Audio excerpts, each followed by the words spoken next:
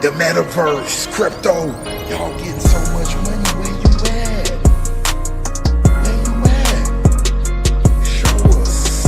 And I don't mean, I'm trying to put money, man. I got a lot of money. I ain't need that. Show us, show my homies what the metaverse about. One of y'all big boy crypto dudes, guru crypto picture takers, up and say, this what we gon' do, Rujay. Where you at? Huh? Yeah, everybody giggling, looking around. All that fake rich money, where it's at? Educate.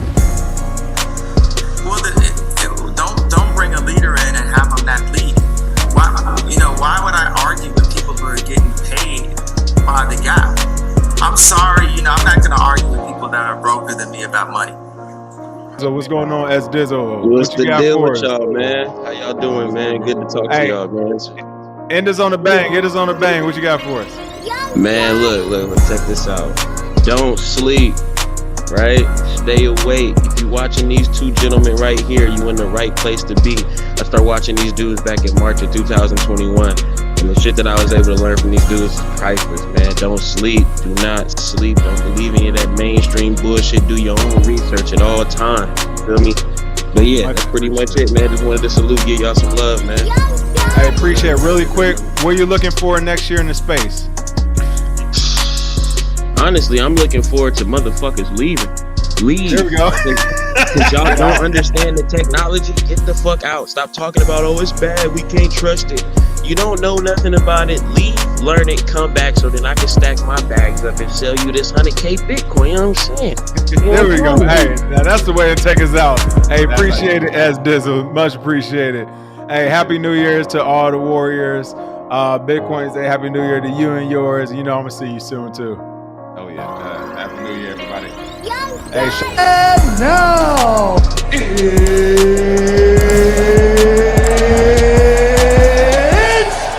time! It's time. What's good, people? Tuesday evening. It is Asherelle here with Jams Jetson streaming on the Gentlemen of Crypto. Shout out to the Crypto Warriors. Shout out to the Crypto Rascals. Shout out to Bitcoin Zay. King Bless as Dizzle for that nice introduction. Yo, Jams, how's it going? Yo. Shout out to all the crypto rascals out there. Shout out to the crypto warriors. We are back again, as I told you on Bitcoin Fridays, that we would see you next Tuesday night. Asherelle and Jams kept your word. We are live here on the Gentlemen of Crypto. We are live over on Crypto and Down. This is episode 133 over on our channel and about episode 33 on the Gentlemen of Crypto. Shout out to Sergeant Crypto. He says, what up? We got a lot to talk about. This is a special episode for us. We're going to talk about the State of the Union. President Joe Biden, Jim Crow Joe, just finished his 1-hour speech. We are awaiting the Republican response, which should come any minute. We'll check in on that Republican response and show you some of that live to make sure that the Warriors, the Rascals, they haven't missed anything. This is your first time watching us here on Crypto and Down. We'll talk about a bit of the crypto markets.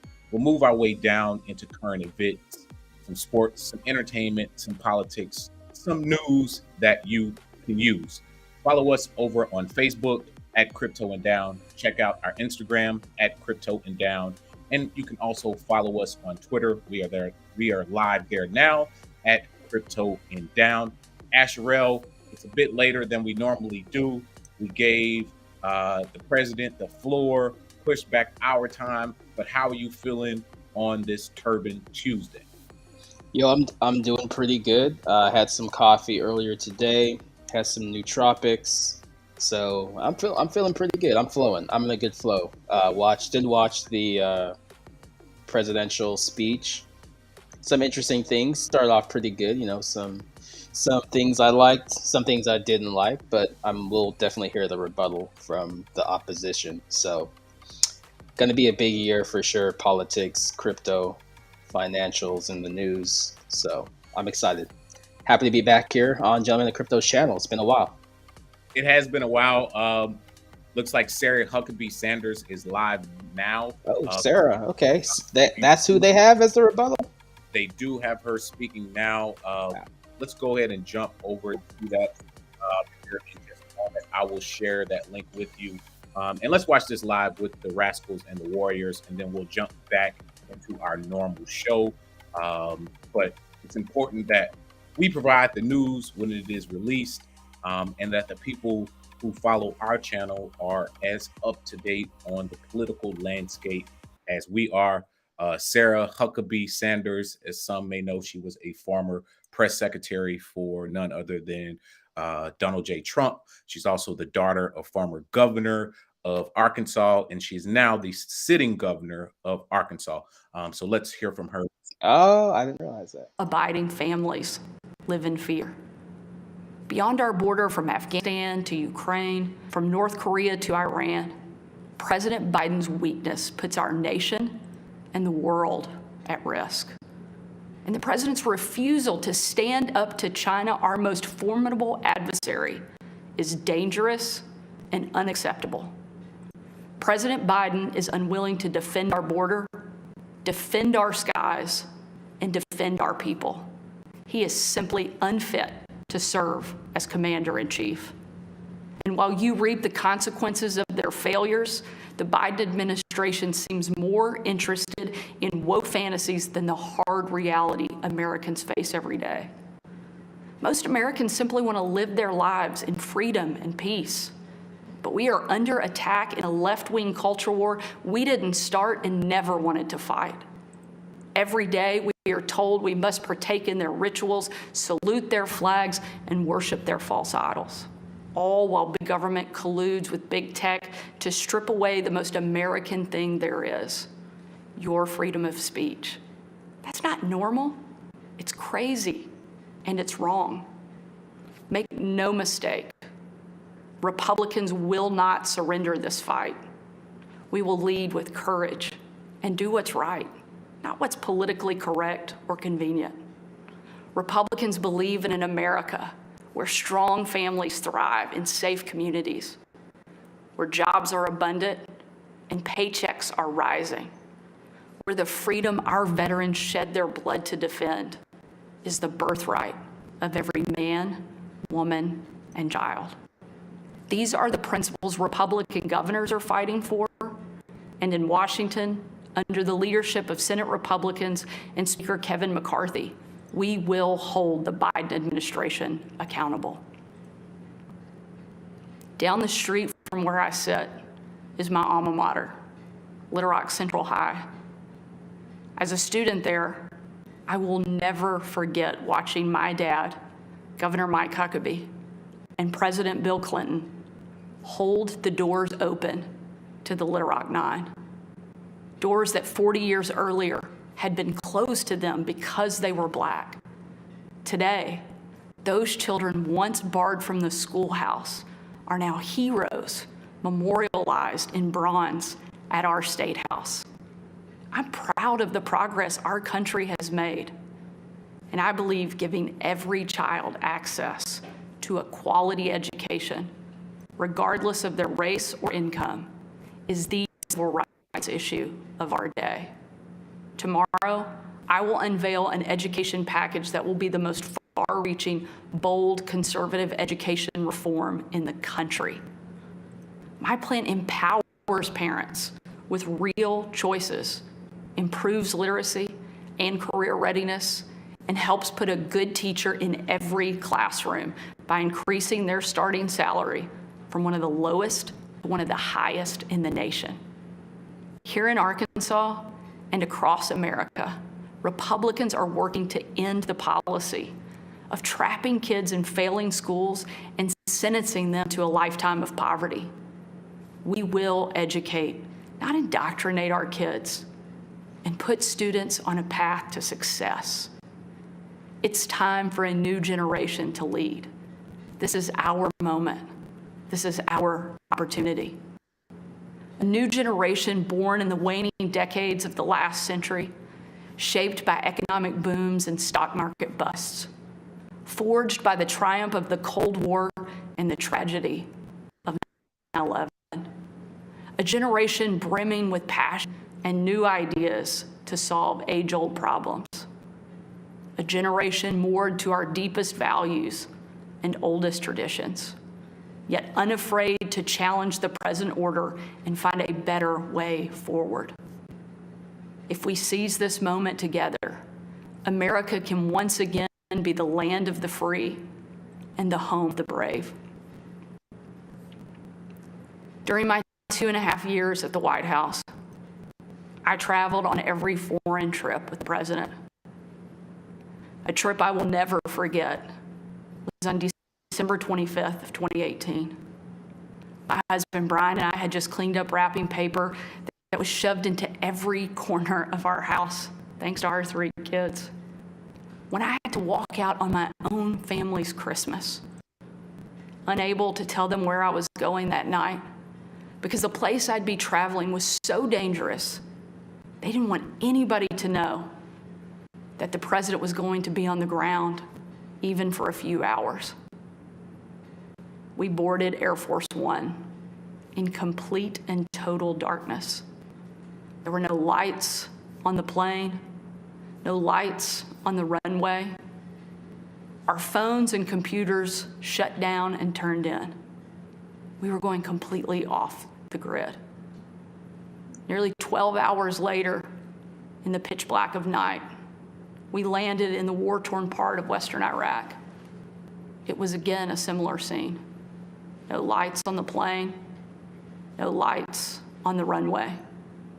The only thing you could see was coming from about a mile away in a dining hall where hundreds of troops who were in the fight against ISIS had gathered expecting to celebrate Christmas with senior military leadership from around the region. They had absolutely no idea that the president and first lady were about to walk into that room. And when they did, it was a sight and a scene and a sound I hope I never forget. The room erupted.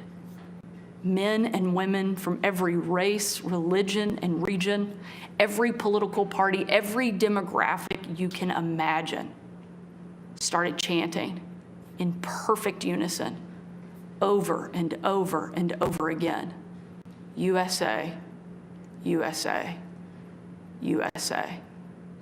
It was an absolutely perfect picture of what makes our country great. One of the young soldiers yelled from the back, "Mr. President, I re-enlisted in the military because of you." And the president said, "And son, I'm here because of you." Shortly after, that young soldier came up to me. He said, "Sarah, you have a tough job." I told him, "What I do is nothing. You take bombs and bullets. That's a tough job." And in a moment that I know I'll cherish for the rest of my life, that soldier reached up and he pulled the Brave Rifles patch he wore on his shoulder, and he placed it into my hand, a sign of ultimate respect. And he said, "Sarah, we are in this together." Overwhelmed with emotion and speechless, I just hugged him with tears in my eyes and a grateful heart for our heroes who keep us free. That young man and everyone who has served before him, all of those who serve alongside him, and the thousands we know who will be called upon to serve after him, deserve to know they have a country and a community back home doing our part in the fight for freedom. America is great because we are free. But today, our freedom is under attack, and the America we love is in danger. President Biden and the Democrats have failed you.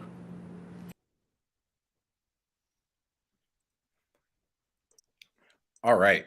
Can I just get some quick responses before we get into the meat of this episode? You see how she mentioned Central High School in Little Rock, Arkansas? let's not forget that Central Rock High School in Little Rock, Arkansas is also the location of the 1957 forced desegregation of the Little Rock Nine. Shout out to Huckabee and his racist days. That was my first response. My second response is, when you are traveling on Air Force One with the president, let's not pretend that that's a scary ass situation. My third response, he is right. Oh, Biden been fucking up sending all that money to the Ukrainians. Now, having watched the full State of the Union address, I actually thought that the tone that Biden had in the beginning of the speech was excellent. He was off the cuff. There was humor. He wasn't sticking to the script.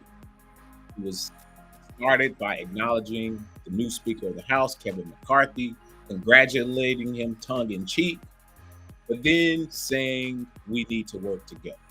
And it was actually funny. It was like watching an old man crack jokes. I enjoyed it.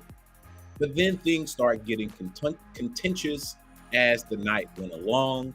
And I do want to just mention a couple of other things before we get into some live updates from the State of the Union. Arkansas, we want to make sure everyone knows the facts about Arkansas. So when we think about the rankings in the United States, yes, we rank our states.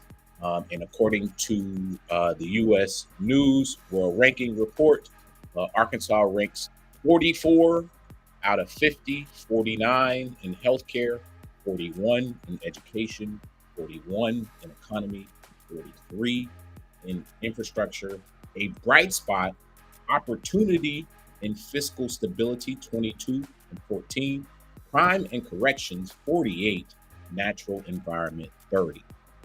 Sister Huckabee Sanders, we need you to focus on your poverty levels in your state, your economy, your infrastructure. There is opportunity, but it looks like crime and corrections puts you 48 out of 50. So before you attack Joe Biden, which we do a lot of that here at Crypto and Down, we want to make sure that the median income level doesn't sit at $26,000 per year. Because even if you live in Arkansas, $26,000 per year in 2023 with our inflation numbers, which we will look at later in the episode, is a hard knock life. So, lady, please get your act together. And as Sergeant Crypto said, facts. Traveling on Air Force One isn't scary. Good story, though, lady. Let's get back to Jim Crow Joe and what he spoke about tonight, and not just the Republican response, because it looks like they found the bottom of the bottom to respond to his night. So if you want to walk us through this article, I'd love to just kind of elaborate, throw our opinions on what we heard tonight, as I really enjoyed bits and pieces of this speech, as I mentioned. Okay, let's see here. What did he say? He congratulated McCarthy, heaped some praise on Nancy Pelosi. What did he say? Kind of going through here. He calls for public school teachers to get a raise, better access to preschools. I remember him saying that. He also was saying, don't cut Social Security and Medicare funds. That was funny, man. That was probably the funniest part. And I think they got a great picture. Shout out to whoever took that picture from the Getty Images group. Looks like that's just probably from the news bank. But or excuse me, the photographer bank, because that moment was actually hilarious, because it did put the Republicans on backs against the wall in a humorous way in front of the American people to signal to our senior citizens, to the oldest Americans, that there will be no cuts to Social Security and Medicare, as some of the more radical members of the Republican Party has threatened. So there will be no defunding or cutting of Medicare funds. And I think that's important for the Republicans to laugh about publicly, as there are extreme parts of the party who do in fact support that. And it was good political gamesmanship by Biden to turn that serious matter for many Americans into a joke. So good job, Joe Biden, on that point. Yeah, it's one of those things where I don't expect to be collecting Social Security, but with the a lot of the boomers retiring and more of them leaving the workforce and going to be collecting, I'm sure neither party will want that big voter base to be kind of left out in the cold. So I'm sure there's some like extreme factions, but I'm like they're going to take care of the what they call them the blue hairs. Here we go. Biden was heckled a few times. I heard. I couldn't really make out what people were saying, but I did see, MGT. She's out there leading the charge, heckling him. I saw him. He was getting heckled. He talked about the hails the end of the COVID emergency. I believe that coming to an end in like April or May officially. Officially in May, but still pushing the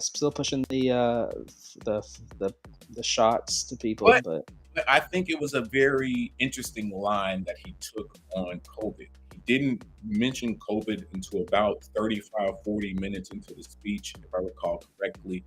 And he spoke in a manner of respecting the dead. He mentioned that over 1 million Americans had passed, but then also that, as a matter of fact, the federal government is declaring an end to the federal emergency response to COVID.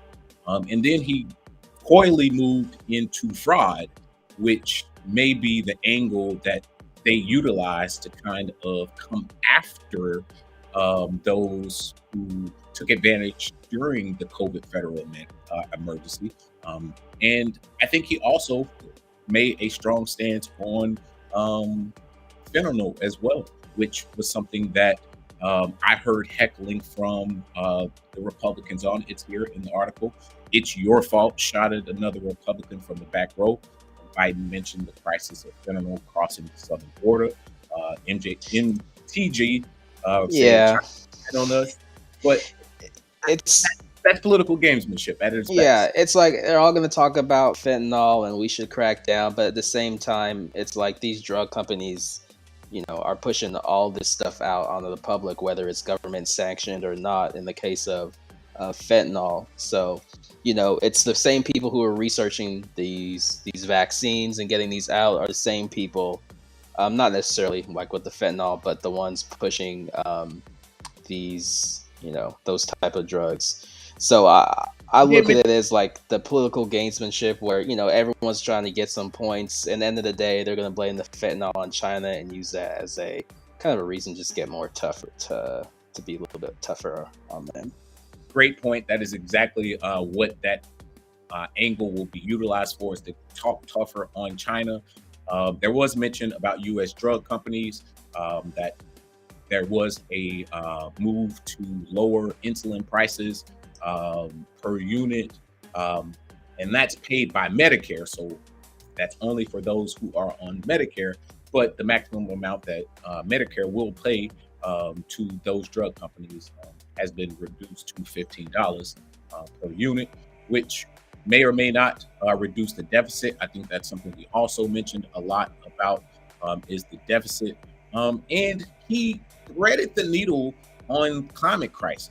He said climate crisis doesn't care if you're in a blue or red state. It is an existential problem that affects all of us. So I thought that was a very unique way of threading the needle, trying to bring both sides of the aisle together around contingency. It's so ridiculous, this whole climate stuff, and talking about, we at least need, what did he say here?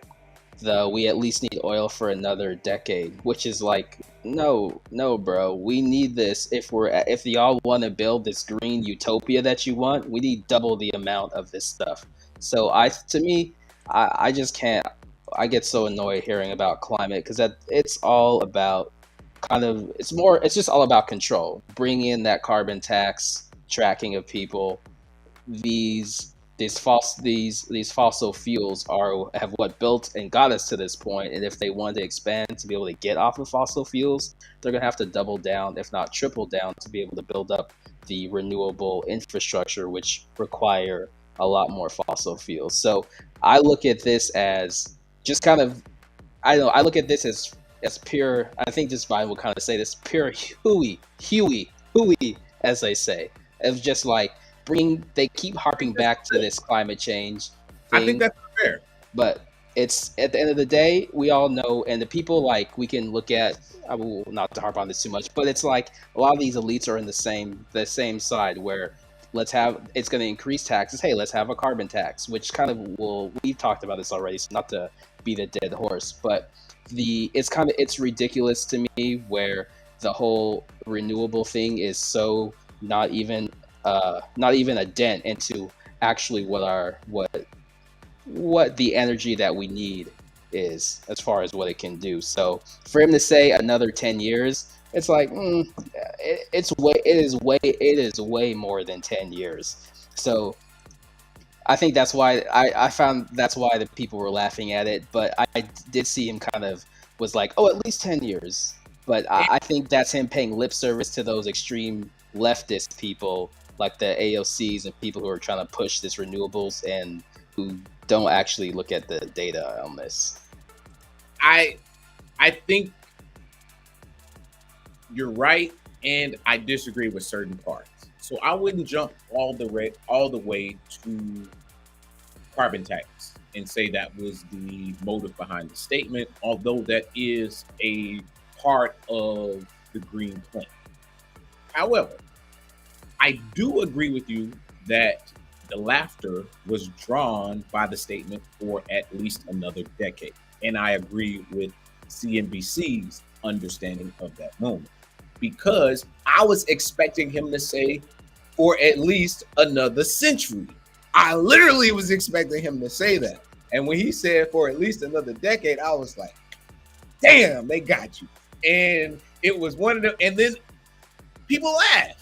So it was a moment where you see America at its best arguing over energy policy, and you see who is in bed with who.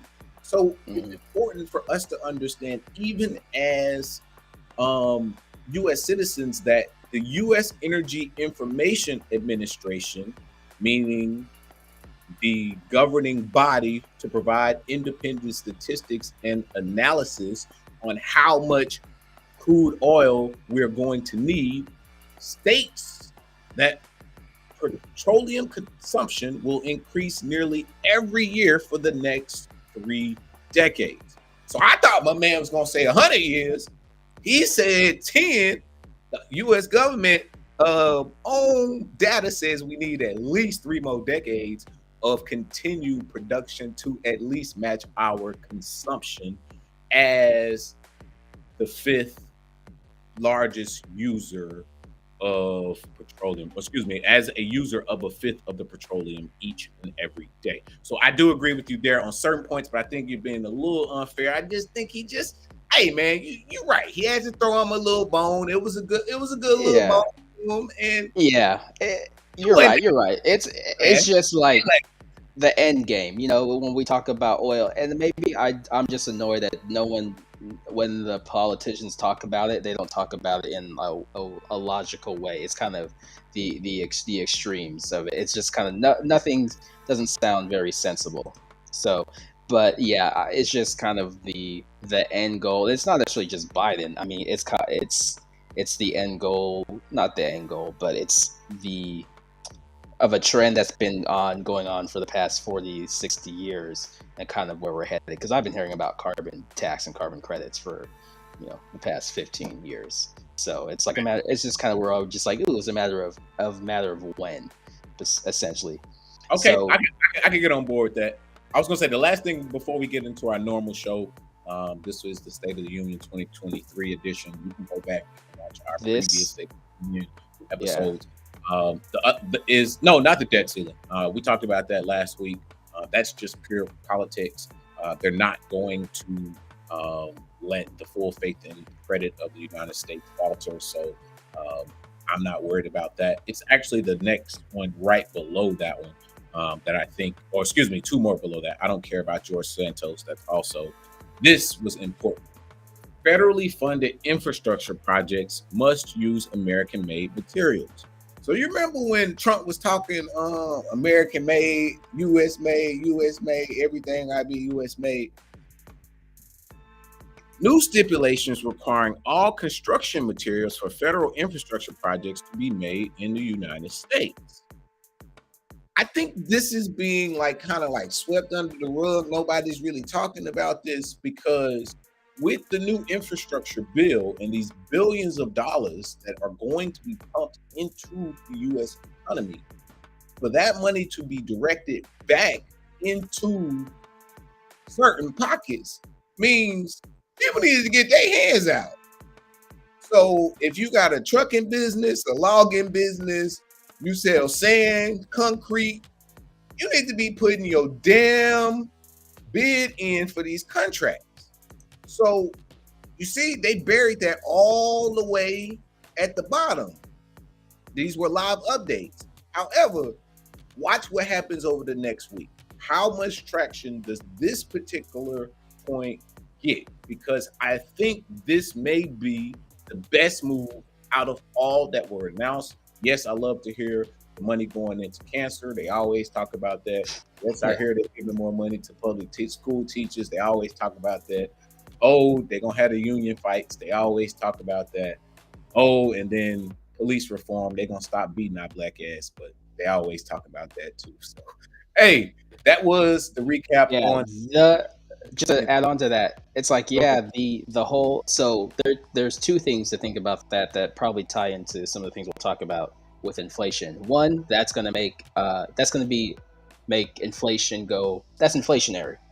Not necessarily a bad thing, but if you're only using American-made products, that could be good as far as wages for people here in those different types of raw materials. People in those industries, good for people who are closer to the source, the materials.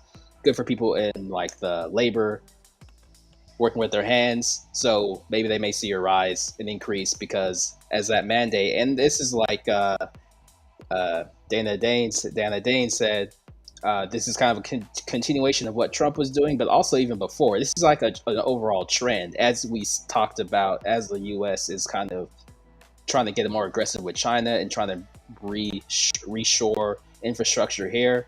I think that's going to impact inflation in a sense of, until we can build the factories, use American parts, maybe that'll be higher wages for people in certain sectors. We see a lot. We talked about people getting laid off in tech, not so much. So that in itself may be inflationary, but we're going to get to that point. And I've talked about that, Peter Zion, and his point as well. Once we go through these rough few years of high inflation, as they're trying to onshore stuff, we can see different wars and stuff going on, a lot of chaos.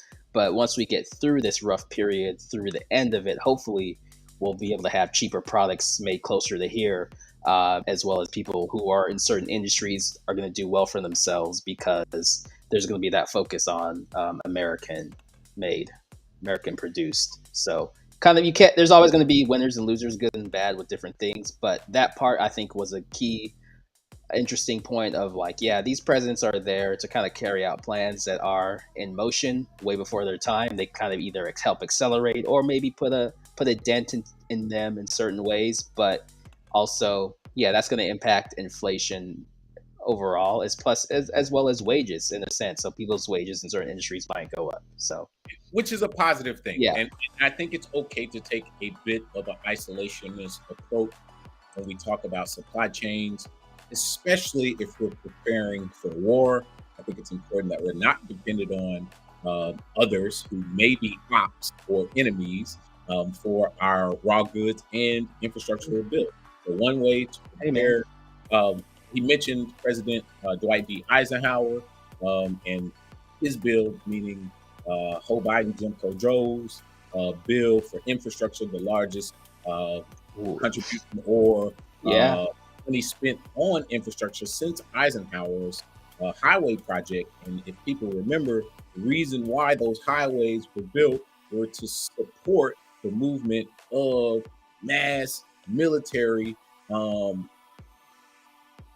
vehicles or fleets in case of shit getting popping with Russia. Yeah. So, and also to keep our black ass locked in our neighborhoods.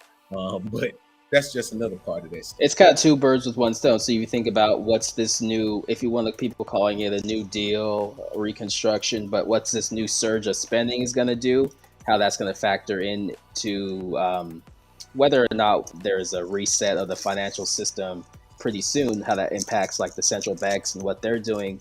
I know I sent you that thing that Catherine Austin Fitz was talking about, but it's like there are trying to supercharge certain industries while starving other industries through this excessive money printing. So the argument over the debt ceiling maybe is just these people trying to fight over who's going to get a bigger piece of that pie for that money that the central bank is trying to kind of centralize the economy in a way. So.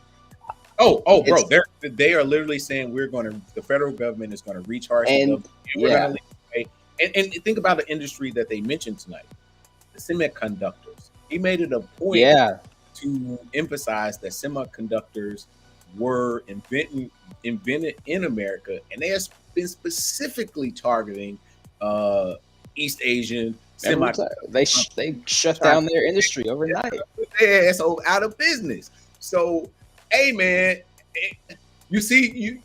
sometimes you have to look underneath the curtain just to get the full picture. And I'm glad we had time tonight, or we took time tonight to take the Crypto Rascals and the Warriors through not only the Republican response, but the State of the Union in 2023, so that they understand. No, this may not be a true bull market, but growth is important to the federal government, as said by President Biden, and also as said by Jerome Powell last week in his meeting minutes. And it's important that we take them at their word. Markets have reacted accordingly, and these are our poverty rates across America. Looks who at the lowest? New Hampshire, Utah, Maryland doing pretty good. Hawaii, Minnesota, Jersey, Colorado, Massachusetts, Virginia, Connecticut. Now, hold on now. I don't see that many Republican governors in that damn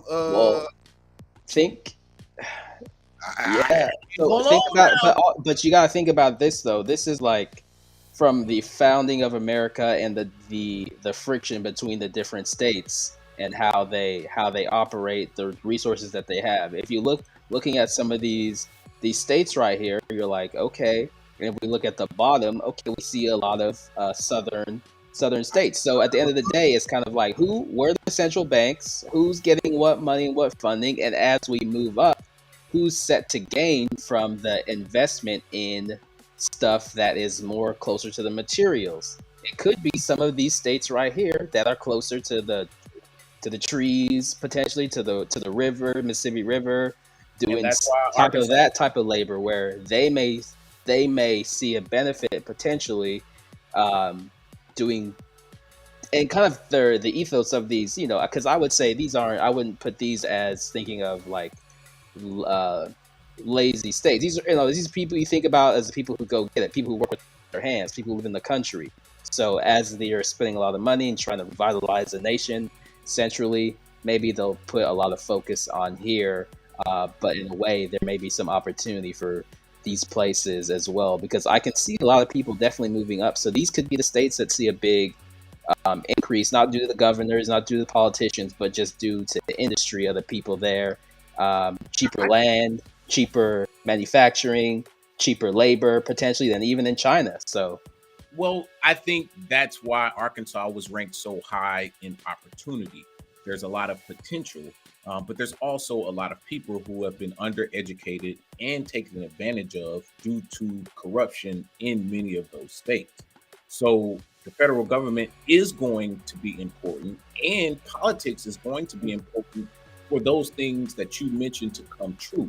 Because even Jim Crow Joe mentioned tonight that he is going to spend $1.2 billion to make sure that $2 billion continue to move across the border between Kentucky and Ohio. between Louisville and Cincinnati. So you are right. There will be lots of spending. He was talking about the Field of Dreams, the 1,000-acre plant that's going to be built. There will be lots of money or capital that will be injected into these states. There will be lots of inflation that happens. There will be rising costs. There will be rising rents, but there will be economic activity inside of these states where there has been poverty for decades. So I think it is important that we allow a revitalizing of these states and understand that yes, poverty is very high. Yes, education is very low, but the opportunity can be offset with some help from the federal government. So Potentially. potentially. So I think tonight we saw a glimmer of hope with a little bit of laughter. Just not taking everything so serious and understanding that, hey, we might can work together and understand each other a little bit better if we laugh a little bit more. But also too, when we talk about the federal government impacting and hurting some of these regions, just I've heard people bring up the Jones Act. It's just a burden specifically. It's a law. It has restricted water transportation of cargo between U.S. ports and ships that are U.S. owned and U.S. crewed, U.S. registered, and U.S. built. It was justified on national security grounds as a means to bolster the U.S. maritime industry.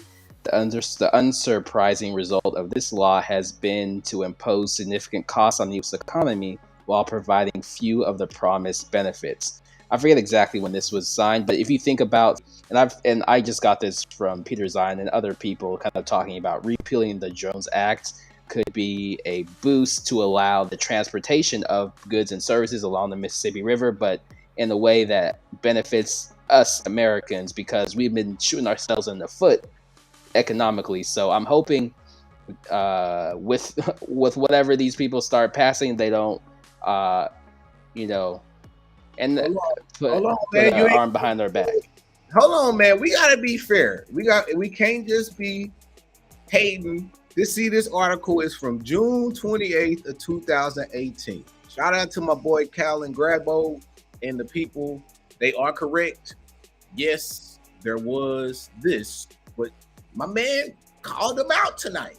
He said back in 2022, 4 years later, I signed the Ocean Shipping Reform Act, which allows for more enforcement of rising fees. So you remember a year ago when they had the ports all backing up and the congestion and the delays? He did come and smacked the Federal Maritime Commission and said, hold on, man, get your act together. So he called that out tonight too. So we have to give Jim Crow Joe, Biden, his fair shake because he even did this too now. What does this law do? I got to read up on this. What? He said the law will stop shipping companies taking advantage of American families, farmers, ranchers, and businesses.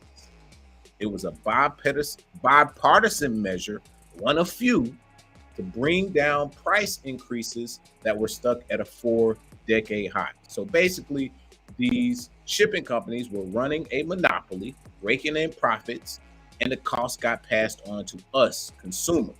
So American importers and exporters say that Asia and Europe-based firms controlling 80% of global seaborne capacity are immune from U.S. antitrust laws and need to be held accountable for pandemic-driven cost increases. One of the factors affecting price is this 9 major shipping companies consolidated into 3 alliances controlling the vast majority, mostly shipping in the world. And each of these 9 basically run the damn world. So he hit them with the, hey, let me come get you. It did affect inflation. We saw it come down. Response. Oh, you got to give him the W when he got a W, man. I mean, I'm not this sounds like a price cap on what people can charge. We can't not have factoring in the cost of what they're paying. So we can't have I don't monopoly know. open seas. So if it's only 3 people Yeah. that control the sea, and then they get to dictate what the price is of the goods on the open water, hell no. I'm a pirate. I'm coming rob your shit, and then I'll give it back to you and go sell it to my people at a cheaper price. Hell no. That's how it go. We still Robin Hood, man. We 45 minutes in. We ain't talked Yeah, one. man. I don't know.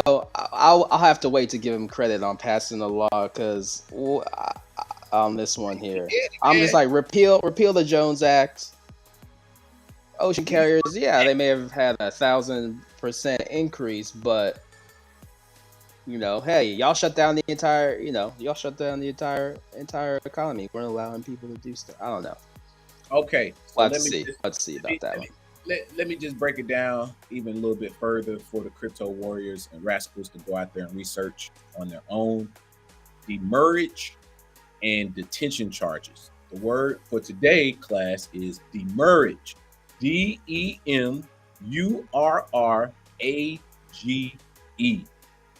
Demurrage and detention charges increased 104% from 2020 to 2021 across the world's 20 largest ports.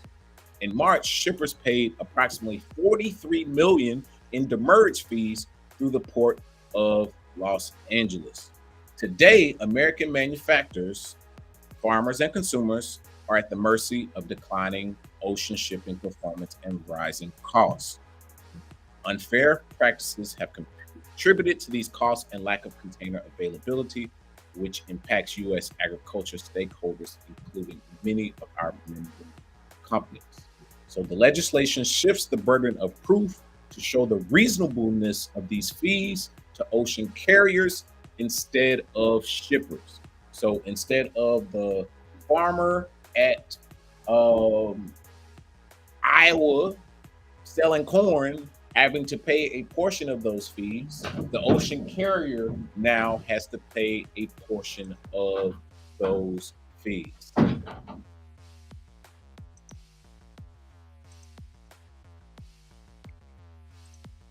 Okay. But hey, man, we almost 50 minutes in. We're gonna get a late night show in tonight. Make sure we get into some crypto. You want to take a break before we jump into our normal show, or you just want to keep it right? let's take a little break. Yeah.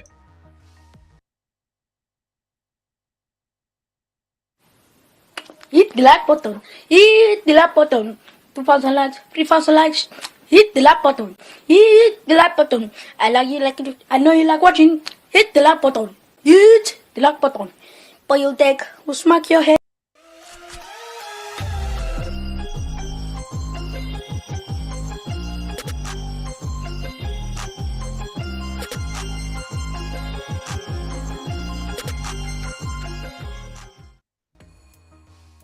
Nomics.com, top cryptocurrencies by market cap. We're looking at the top gainers, global market cap. Let's hit back to the daily and see what we're looking at like today at Nomics.com. What we got here? Top gainer of the day, Banano up 14,857%. That is not a buy. I don't know what the hell that is, so I really don't even want to know. It sounds like something I want to get out of if it went that high. It sounds like a 4-letter word that starts with the S, ends in the M, and it's not spam. Number 2, the Graph up 45%. Number 3, the Sandbox up 24%. Shout out to the Sandbox, showing some strength. Number 4, Immutable X up 22%. Is the metaverse still alive? Looks like they're kicking. All right, global market cap up 3%, sitting at $1.13 trillion. Global volume, we almost back to that 225 billion mark. Almost back to a healthy mark.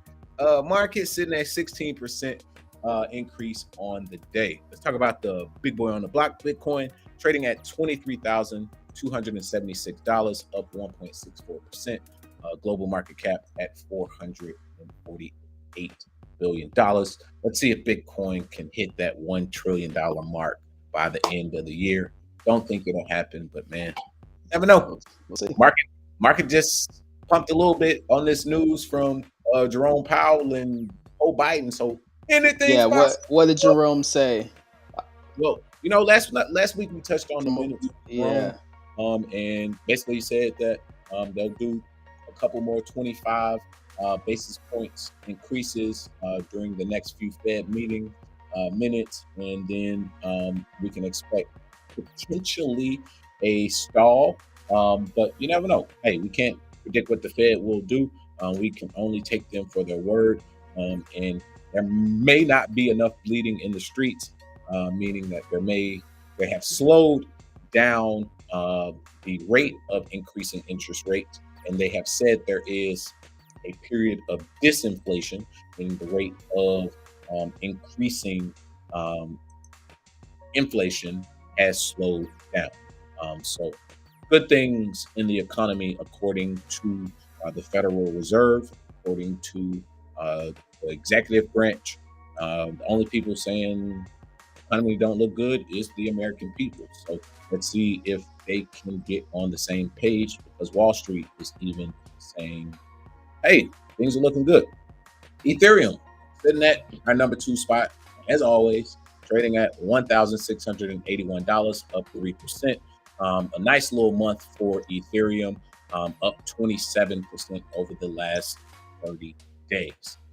Tether holding strong in our number 3 spot with a market cap of $68 billion. If you print it, they will come. Number 4, Binance BNB trading at $332 per coin, up 1.52%. Saw some news out of the Binance ecosystem this week that Binance will no longer allow deposits or transfers of USD, US dollars. However, I take that news with a grain of salt if you are a Binance user, as that statement may have only referred to Binance and not Binance.us.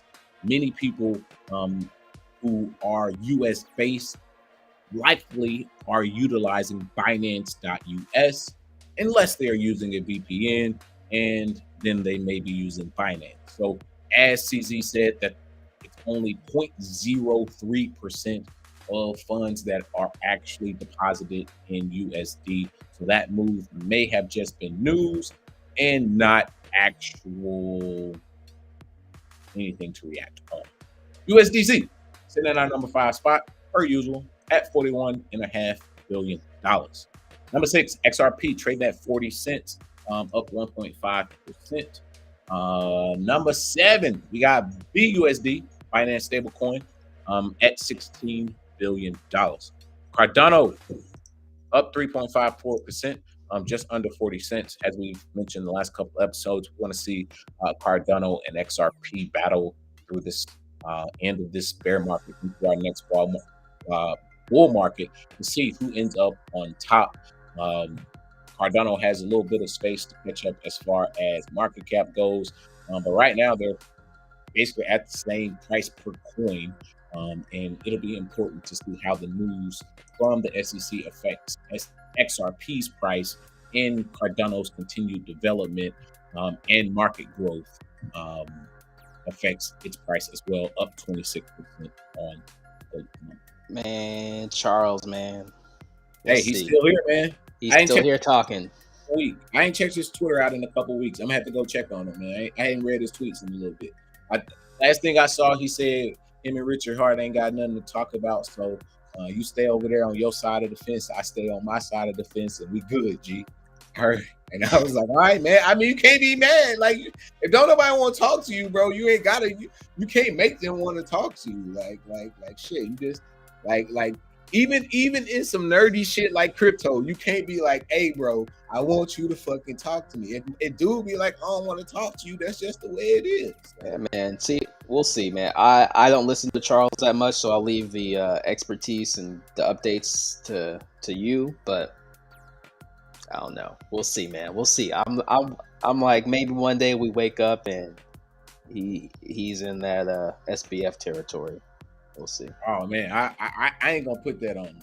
I'm not Okay. putting on him. That won't come out of See, my I'm mouth. just judging from the outside. I'm just looking. I just think my man got Lambos in the country in Colorado, Okay. with some bad chicks doing like yoga and walking around with no shoes and a cowboy hat or something. That's what I think of Charles Hoskins and being a damn nerd. That's about it. Number 9, Dogecoin trading at 9 cents, up 1.88%. Elon Musk fighting for his favorite coin. Mark Cuban still fighting for his favorite coin. Looks like still following the market, up 22%, but down 37% over the past year. Hey, Polygon, man. I don't know, man. Polygon starting to win me over, bro. Up Yeah, 50% over the past 30 days. You have the DCA into this. Man, Polygon starting to win me over. I need to see Polygon like have a big crash. Somebody needs to hack Polygon for a couple weeks, and then so I can get on up in there. Hey, I mean, they do more volume than Cardano and Dogecoin. Hey, well, because you gotta think they got NFT volume too, man. Yeah. It's like, let me see by volume where they at. I mean, they still behind Solana, but man, fuck Solana. I'm not. Sand is out here doing 1.1. The day that I use Solana will be the day I quit crypto. Quote me on that. They trying to do cell phones and stuff. Solana, yeah, that's below my line. Yeah, I mean, but Solana wasn't they gonna get in with Helium? Wasn't that supposed to be the T-Mobile? Bro, I'm still waiting on that Helium. Still waiting on my hotspot. Hey, by the time you get that mug, China already been tapped in, and you like, damn, they didn't took all my Helium every time I mine. Hey, they said he said Vil Spitz said GRT been going crazy. He is right. He is right price wise, but a lot of things in the market have been going crazy over the last few weeks. I think if it isn't technology supported, it may be just degenerates being degenerates because they saw the market going up. We broke a downward trend in the S&P 500. We saw insider trading at an all-time high, meaning that most of your CEOs and C-suite execs were selling their stocks early on. Could have been for tax purposes, but hey, they might have did what they needed to do. So I think it's important that we not read too far into price action and say, hey, let's run back up to all-time highs, or that this is going to be sustained over time, as this may be just a few weeks of fun, but be careful. I wouldn't go long for too long. Make sure you set your limits. Make sure you're ready to pull out, and you're not investing money that you cannot lose. Anything we say here definitely ain't financial advice. Just two brothers saying things publicly that we otherwise could say privately, and keep that shit to our damn selves. Which blockchain is settling more value? That's real. Looks to be Ethereum by like 7 times as much. Just came across some of these other statistics here, but if we look at, let's see, Ethereum, Bitcoin Cash, and Ripple, we can see here Ripple, what are they doing? As of today, 2.284 billion. Bitcoin Cash, 28.379 million. Bitcoin, 3.132 billion. Ethereum, 22.498 billion. So some interesting things to look at as far as which blockchain is selling more value here. And if we look here, go ahead. Let's see here. You can click around here and look at it from because I think it's important perspective. I think it's important that we bring this to a metric we often talk about is when we look at the market caps of Bitcoin and Ethereum, that we start to see Ethereum percentage, meaning normally sitting below 50% of Bitcoin's market cap, start to get to 60%, 70%. And as Ethereum becomes the premier blockchain of settlement, which is possibility based on these numbers that we're showing to you here, then you could see a flippening in your market as we once knew them. Will Bitcoin still be the premier blockchain? Maybe.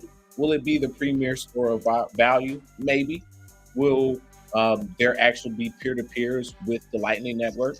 Absolutely. But will it be ace boom? But No. I don't know. Ethereum has the issue of the crazy high fees. So, but Ethereum got tools out the ass. Say what? But Ethereum has layer 2s out the ass. And my thing is, you got Polygon, you got Optimism, you got Arbitrum. Hell, you're going to have Pulse Chain. All of these layer 2 solutions are built on top of Ethereum, which will allow some of these settlement payments not clog up block space and raise gas fees on the main Ethereum blockchain. Soon we will have what I like to think of is sidecars on a Ferris wheel. Instead of there being 2 people sitting on the Ferris wheel going up and around, you have 5 people on 5 cars side by side with 5 more beside them going round by round. To me, it's like I'm looking at it as like, yo, this is a broken thing for what they're trying to do, and they're just kind of keep fixing it. I don't know. We'll see if it's fixable, but I mean, we looked. It's probably 50 episodes ago since we looked at the full Ethereum roadmap, but the next thing to come is the Shanghai upgrade, and it'll be EIP 4895, which will allow validators to withdraw their ETH that has been staked. So, will that have a effect on Ethereum's market? I absolutely think so. But that hard fork is slated for mid March. And here today, or just a few days ago, I think this article came out. Yeah, yesterday. Let's call it today. We get payments giant Visa reportedly seeking to meet customer requests to convert digital assets into fiat payments, similar to how it converts foreign currencies. We've been testing how to actually accept settlement payments. The number that Asherel just showed you from issuers in USDC, the number 5 ranked cryptocurrency by market cap, as we showed you, with a market cap of $48 billion, starting on Ethereum and paying out in USDC on Ethereum. Said Kui Sheffield, head of crypto at Visa, during the Stock Wars Sessions 2023 event in Tel Aviv. So these are large value settlement payments. So the people want to swang and bang in USDC and have those settled into their bank accounts using Visa networks. So guess what? Ethereum may be knocking on your door. Bitcoiners, I don't know. I can't predict the future, but once you start falling into the rabbit hole of account extraction, you never know. Here, I will say when we're just kind of looking at the different stable coins, the main one being Tether, that was created on the Bitcoin Pro network, but had to move over to Ethereum just because of the fees associated with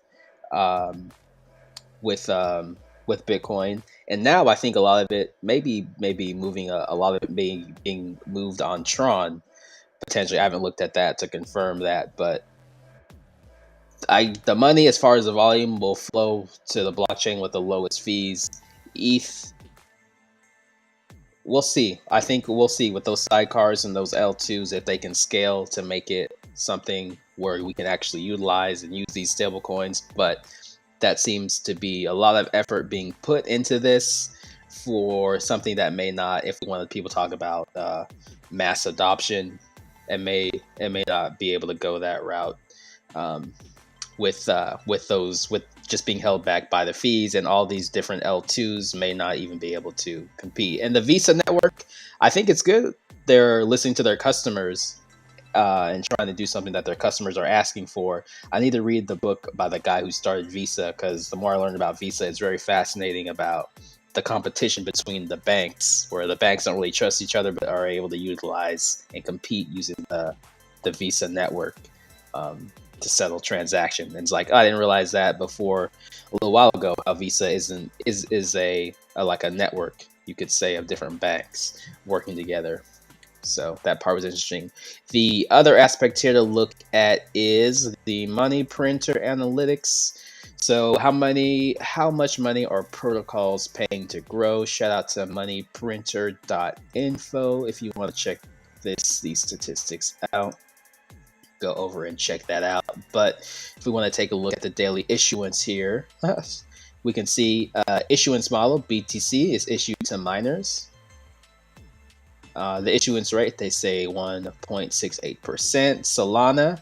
Solana is a high throughput smart contract blockchain. Sol is issued to validators, and we can see that issuance rate of 6.35%, 2,247,404.94 compared to, I think that is 20,636,765.01.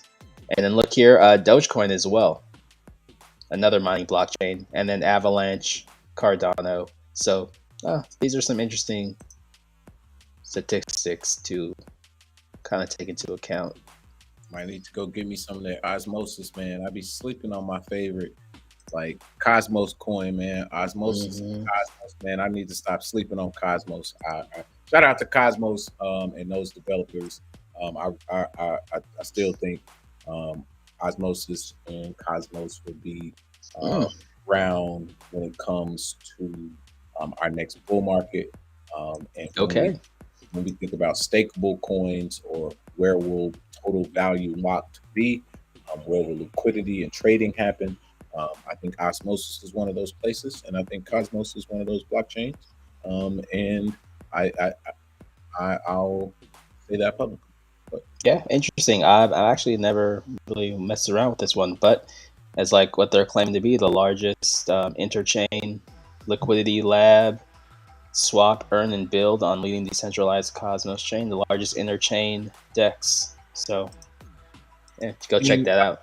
Yeah, I don't know if they're the largest interchain DEX, but understanding what happened to Uniswap over the last week and how much of their decentralization is owned by A16Z, Andreessen Horowitz, and Ben Horowitz, then I think we as retail investors, us as media company personalities, should definitely publicly present other decentralized decentralized exchanges other than the Uniswaps. CowSwap just got taken advantage of by a exploit in the last 24 hours. But hey, Sushi Swap still around. Pancake Swap still knocking down doors. What's the swap from Shiba Inu now? Shiba Swap still kicking down doors. So it's like, I think it's important that we understand decentralization, if controlled by certain VC and private equity funds, aren't as decentralized as we think there are. So we may need to decentralize how we utilize different blockchains, and understand that putting all of your wealth into the Ethereum blockchain may not be the best step, that you may want to diversify into a Cosmos and stake Cosmos, and then provide liquidity in a decentralized exchange such as Osmosis. So many ways to skin a cat. Keep a bag of Bitcoin always. Understand that seems to be the store of value, the total value locked, a metric that you need to be aware of. Asherelle just walked us through two very important metrics to understand how much is being settled on Bitcoin and Ethereum, and then how much money is being issued, or how many coins are being mined or staked through validators to earn on those various protocols as well. So shout out to Asherelle. When you're ready to get into our top stories of the day, let's get it, my brother. I'm still feeling good. Let me get a sip of this water. Yeah, man. Shoot, we've been all over the place. I have to check out, and it's like it's a race, with these not so decentralized, like decentralized, not decentralized exchanges. But it's one of those things where they're getting gobbled up by the big players. And like you say, depending on what you can do on these different blockchains, and some of these different blockchains may be utilized by people who necessarily aren't in the US, so you can maybe get exposure to people in different countries. So that's interesting. Like, yeah, SushiSwap or Uniswap was the move 2020, 2021, 2019, but some others may be the move to make potentially, if I guess you want to operate in a manner where you're not putting a lot of money in the VC's pockets. But I think as this whole space, as things die off, is just going to centralize more and more. So I'm interested to see what that Flare network and all that has going on potentially with Sol. And yeah, so there's so many stuff out there. It's like, what do you do, and why do you do it? It's fun to swap and send value back and forth to different wallets potentially. So I'm just trying to see, for these next cycles, what actually comes out of it in the conglomerate, big corporation sense, or things that we can nerd out on and potentially, I guess, invest in or be a part of too. I think you make a very, very good point, and I'll make it short before we get to our next story. Is we're very American centric, and that bias, I don't want to say erodes, but it seeps into our perspective even on crypto, and that goes for any American, because our regulations and what we're allowed to do, or what we think as freedom, may not be the same in other jurisdictions across the world. So Binance may be their preferred place or coin to utilize. USDC may not be their favorite stable coin. Ethereum may not be their preferred place to utilize smart contracts. So I'll have to remind myself to leave space for other countries' perspectives, especially when it comes to cryptocurrency, as we continue to move global, and as this is a global economy. So good point, man. I like that. Yeah, for sure. It's a lot to keep track of, and let me pull this up real fast because we're just gonna hop around. But yeah, actually, let's jump into some stories and some news here, y'all. So we can make it quick. Know what it is.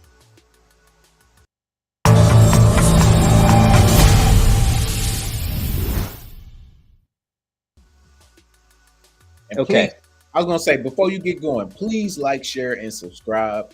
Asherelle and I are taking out this night from our families to be with the Warriors, the Rascals, and bring y'all a special episode on the State of the Union. I miss hugging my baby, telling her good night. I miss telling my son good night. I didn't get to tell my wife good night. So, it's important that we come here and do this when we get the chance, because one day they'll come back and watch these episodes when they're older, and understand, like, oh, what was Uncle Ray or Uncle Asherelle or Uncle Jams thinking about during these trying times of the bear market, preparing for the next bull market. So Asherelle, man, let's get it, man. All right, this tweet from Nick Carter. I don't know. He's a Bitcoin guy. He talks about Bitcoin. I don't really know that much about him other than seeing him in some interviews. But your thoughts on this tweet? He said, "I don't want to alarm, but since the turn of the year, a new Operation Choke Point type operation began targeting the crypto space in the U.S. It is a well-coordinated effort to marginalize the industry and cut off its connectivity to the banking system, and it's working. Peace with a summary of what's going on coming soon. Summary of what's going on coming soon. Tether and offshore havens slash more pro crypto jurisdictions will be winners here. U.S. will be considered a loser." He says also it's a coordinated pattern of activity between Fed regional banks, other bank regulators, and the White House, all designed to stifle the crypto space and starve it of banking access. My first initial reaction, having never seen this tweet, is to generally state that I agree. I've noticed over the past few weeks that being in Texas, that there have been a number of crypto providers who have not only made changes to their terms of conditions or changes to their roadmaps, specifically on access to the banking system. So I haven't done my research on this tweet specifically, but I do think there is grumblings and rumblings throughout both federal and state governments to not only rein in the crypto industry, but to regulate it to the point that it is subject to a place of, how do I say this, lack of innovation and growth. So instead of flourishing in a place of an environment that fosters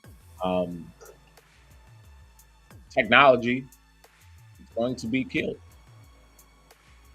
Yeah, I mean, I think we were talking about Binance earlier, but yeah, definitely. Why would they want you? Why wouldn't they want you? Yeah, in the U.S., why wouldn't they want you interacting with crypto when it's a threat to? Because if everything is digital, that's a threat to the central banks, essentially, and to the system that they built. If people start going off and you could, so to speak, having their private stable coins, like Tether, stuff like that. Yeah, it's very the competition. If you think about it from the Treasury side, the federal banks, Federal Reserve Bank, the regional banks, commercial banks, all of them have different interests here. So yeah, They do. I think And I think it goes back to a point you made earlier on the debt ceiling. So Biden intentionally said the full faith and credit of the United States. And if fractions or portions of the United States population start taking their wealth and moving it off of the federal banking reserve system and saying, fuck y'all, I'm just as rich over here and I don't even need that system. Ultimately, that's not the full faith and credit of the United States. That's only like half and credit of the United States. So expect some retaliation, expect some grumblings and rumblings. However, stay the course and understand that you have the freedom to transact and freedom of commerce and spend your money however you want to. If they want to lock you out of a banking system that you were never meant to participate in the first place, I don't give a fuck. Financial institutions are still betting on crypto, even after getting wrecked in 2022. Crypto is down. Shout out to Crypto and Down. That's us. But the big dogs are not getting out. We not the big dogs. We the little dogs. But we not getting out. On February 7th, 2023, shout out to my peoples. Happy birthday out there, man. Institutional investors flocked to Salt, New York back in September. A conference that's centered around areas of finance such as digital assets and fintech or financial technology. So Fidelity Investments has been leading the way since April in their announcement that they were going to be offering Bitcoin as a first of its kind offering to retirement accounts. That was during the top. We've walked you through what has happened over the last several months. You've all been here on Crypto and Down watching and understand that there has been a $60 billion implosion of cryptocurrencies. And Bitcoin was changing hands by $20,000 by early November. But as time progressed, Fidelity did not waver. They continued the course. And now they've begun to drag and pull along other large corporations as well. The fall of FTX did not lead them away. And I think it's important that we, as retail investors, the crypto warriors, the crypto rascals, understand that if the biggest investment companies in the world have not left cryptocurrency, do not get bullied out of this market by regulators. Do not allow them to dictate how you are going to move. They have not bagged out. Citadel has not backed out. None of these guys are backing out. So let's take you through the timeline as Bitcoin's price fell since April 2022. Asherel, what that show right there, man? Down. Down. A little bounce. Fidelity announced this Bitcoin 401k product on April. BlackRock establishes partnership with Coinbase in June. BNY Mellon launches in October. Onera reveals in September. And what do you know? At the turn of the year, things start to pick up a little bit in the crypto market. Nice little 30 days. Well, look who bought the bottom. The biggest, baddest boys in the junkyard. So maybe at the end of the day, if we stay the course, we might end up being right. It ain't always raining. Sometimes. Yeah, man. It's like, yo, bet on it because the big dogs are betting on it. But hey, we was here before them. No. We was here before them. That's why I'm saying we need to stay the course. I'm not saying I'm taking any bets because of them, but it does feel good to understand that they, out of all of them billions and trillions of dollars that they got, it took them this long to do something that. That's why the only reason I would say that would be the only reason, and this is just my opinion, to buy and hodl Bitcoin would be because other players are investing it. I don't think buying and hodling Bitcoin is the way to go. If you're looking for, because looking for what? If you're trying to potentially gain wealth, just because if Bitcoin is a network that you can operate on, the people who are running businesses, I mean, that's why they're not going to be utilizing Bitcoin BTC and using things like Lightning Network that causes its own issues. But if you're a business using something like Bitcoin, you want the price to be low because Bitcoin is essentially a commodity. Bitcoin is essentially the oil that keeps the system, that protocol, allowing the economic activity to run on top of it. So the whole Bitcoin wouldn't be the one, I think, to buy and hodl, just because it's like, why bottle and hodl oil when you can turn that into something to power the like economic activity on top of it. I think I like that argument. I really do like that argument. Let me play devil's advocate for a second, because I don't find myself buying Bitcoin recently at all. I just find myself earning Bitcoin back, and instead of Just earning it back, I just get Bitcoin back by living my everyday life. Shout out to Fold, shout out to Lolly. Yeah, I appreciate I y'all agree with that. plugging me in, just making sure send me my shit. And as soon as y'all send it enough for me to get it off of there, it's gone. So Yeah. Yo, it's a access. Think about it this way though. It's like more of an access. It's like an access to a protocol. So I like the fact that it's like you can earn it by doing things, whether it's spending. yeah, But yeah, it's. I think the idea of just hodling and waiting for it to go up is not necessarily the move that's going to pay off like people think it will. But the idea of if you can earn it in certain other ways, that's not necessarily a bad way to go. And think of it more like an access token, because at the end of it's like, the yeah, everyone wants to be a hoarder, but maybe that's not the move to make this actually have an impact in the world. yeah. Maybe we got to go back to the white paper. Maybe we got to go back to peer-to-peer transactional, as you say. What else we got, man? Yo, let's see here. Let's take a look at the overall. I mean, you sent this over, but we got a couple things. Let's get into the down part, and then we can get on out of here. But here, the S&P has just had a confirmed breakout above its macro downtrend line. Is this what everyone has been waiting for to signal the resumption of the bull run? Let's look at the data, and this tweet is from Game of Trades. A customer was just actually telling me about this, and I thank you for sending this over, because he was like, "Yeah, the S&P is broken out," and I'm like, "Okay, but like, can we get a retest?"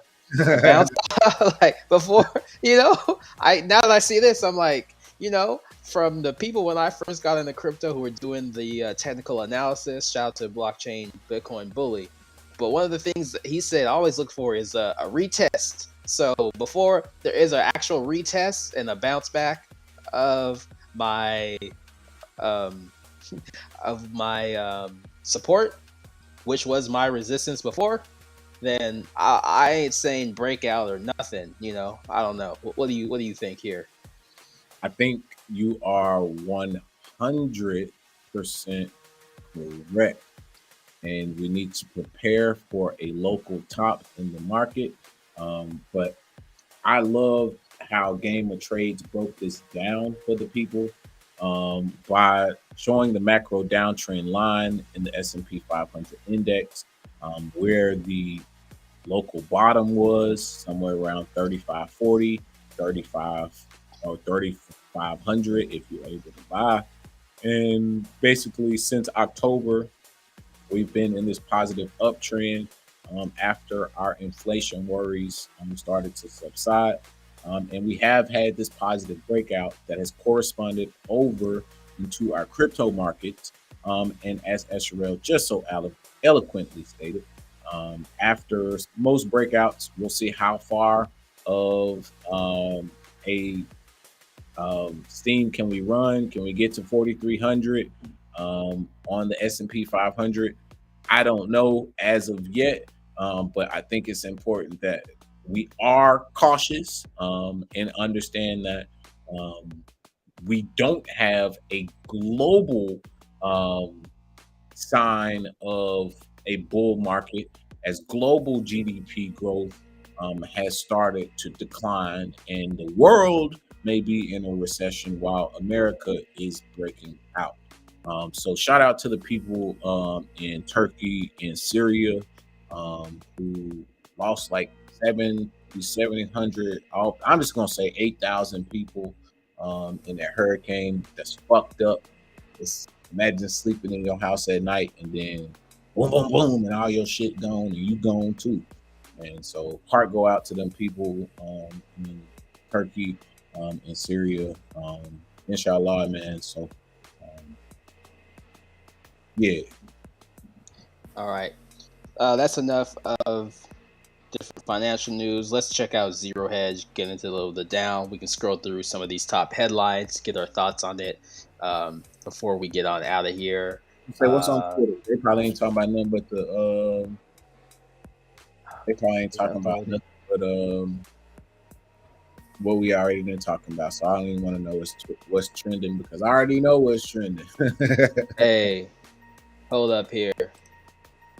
Let me. I want to get us into the down segment, but let me. Oh man, LeBron! Hey, LeBron broke the thing. Scoring record. Yeah, LeBron broke the scoring record. Shout out to LeBron. He passed Kareem Abdul-Jabbar to become the NBA's all-time scoring leader. LeBron might insist to score, but LeBron James punched a major hole in the argument with a 21-foot jumper with 10.9 seconds left in the third quarter. Sir LeBron James surpassed Jabbar's 38,387 career points and moved into the number one spot on the league's all-time scoring list. Shout out to LeBron James. Hey man, give it up to LeBron, man. I remember little boy from following LeBron for years, man. So shout out to him. Greatest of all time, man. You never know what you can become. You know, born. You know, never know, man. So shout out to LeBron. Yo, shout out to LeBron. All right, let's get into the Zero Hedge. Check out these stories, but first, gotta hand it over to our man Asir. Able to keep their money, and I'm illustrating that this thing that I just described with this FTC scam and how it connects to the Democrats and how all of this is really under the World Economic Forum. All of this is the same scam. It's the same scam. It's not different scams. It's one scam. The only reason why this scam could work and why it works so well with the patsy that they use is because he's from this era. Because it's only in this era, right? Only this era right now is the most time you have seen, forget my language, bitch ass niggas win. This is the first era. I love that language. In which weaker individuals are positioned as stronger. And stronger individuals are positioned as weak. This is the first era. Come on. History where squares, that's why you don't look down on a baby for crawling. You hope that the baby will eventually walk. You see what I'm saying? These niggas got the whole situation functioning now, where all of the people who were given, participation trophies and this type of shit that never had to work in a meritocracy. These are the people that they're electing. These are the people that they're putting in entertainment to write your stories. These are the people who resent the very fact that they came from success. Wow. And now want to act like now that they're somehow more developed than you.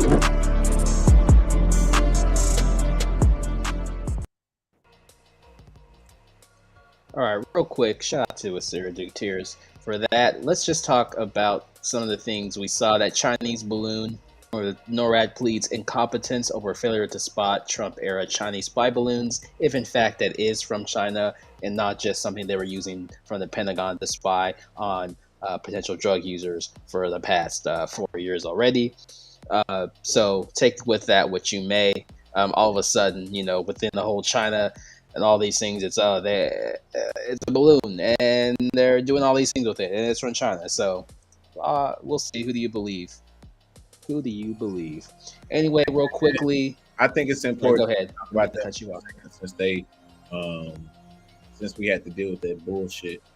We did talk on it briefly last week, but Sleepy Joe was sleepwalking his ass for 2 days before he finally decided, oh yeah, I need to send that damn airplane up there and shoot that shit out the sky. Oh yeah, by the way, they had 3 or 4 of them for the last 3-4 years up there looking at y'all ass the whole time. Oh, y'all ain't see that shit? Hell yeah, we've been looking up there like, what the fuck is that? Y'all told us don't worry about it. That was UFOs, and now it's China. Hell, is it you? We don't know. Hey, hey man, I don't know. Hey, U.S. has the most expensive healthcare in the world. Looks did like say from that. this little graph: United States, Germany, Sweden, Canada, United Kingdom, Italy, South Korea, and Poland.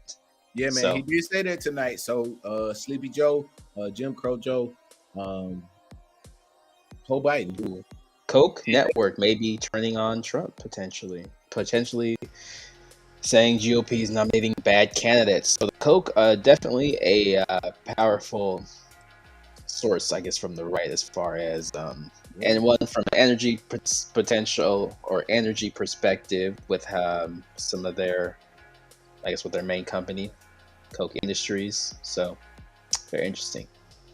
Yeah, man, I think it's important that we understand that there is going to be this upcoming presidential election, and which faction of the Republican Party wins will largely be dependent on who can earn the support from their donors, such as the Koch brothers. But there is a new party on both sides coming in, and I think that today was an indication that humor will be a way in. So remember to laugh, remember to hug somebody, remember to tell somebody you love them. This was a great episode of Crypto and Down. Glad we got to get in a State of the Union special episode tonight. Glad the moons align, the stars align, the calendar align. I don't know what year it is. Got to go ask the Mayans and the Moors to tell me what year it is. But hey, it worked out today. Shout out to you, my brother Asherell. Peace, love, and blessings, brother. Peace.